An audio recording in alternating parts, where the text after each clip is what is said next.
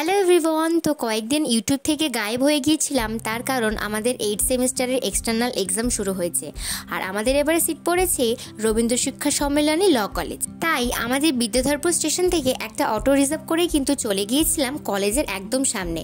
আর যেহেতু এর আগে কখনোই কলেজে আসা হয়নি, তাই একটা পলিটেকনিক কলেজকে আমরা সবাই ভেবে নিয়েছিলাম এটাই আমাদের ল কলেজ। আসলে তখন আমরা এই বোর্ডটাকেও ভালো করে দেখিনি। তো পলিটেকনিক কলেজের সামনের এই রাস্তাটা দিয়েই গেলেই কিন্তু আমরা পৌঁছে যাব RSS ল কলেজে। তারপর বেশ 3-4 মিনিট হাঁটার পর আমরা চলে আসি কলেজের সামনে। আর যেতে যেতে কার সাথে দেখা হয়ে গেল দেখো। আমার কিন্তু কলেজের চারিদিকটা বেশ ভালো লেগেছিল। আর সেদিন সকাল থেকে যেহেতু বৃষ্টি হচ্ছিল, তাই ওয়েদারটা কিন্তু বেশ ঠান্ডা ছিল। আর এটা হচ্ছে কলেজের গেট। তারপর আমরা সবাই চলে যাই কলেজের ভিতরে। যেহেতু প্রথম দিন, সেই কারণে একটু আগেই পৌঁছে গিয়েছিলাম কলেজে। তারপর সবাই দেখো একে একে চলে আসে। তারপর 10 থেকে 15 মিনিট আগে আমাদের সবাইকে এক্সাম রুমে যেতে দিয়েছিল। আর আমাদের সবারই গ্রাউন্ড ফ্লোরে এক্সামটা হয়েছিল। এই দুটো ছিল রুম নাম্বার 1 আর রুম নাম্বার 2।